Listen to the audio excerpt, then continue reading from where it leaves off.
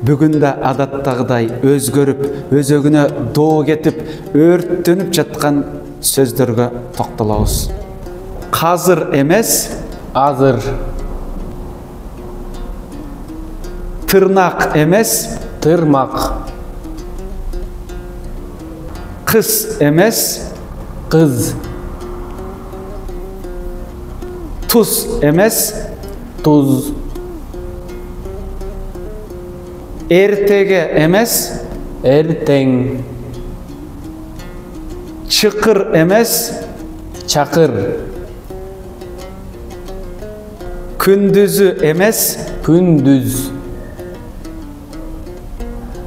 түндөсү эмес,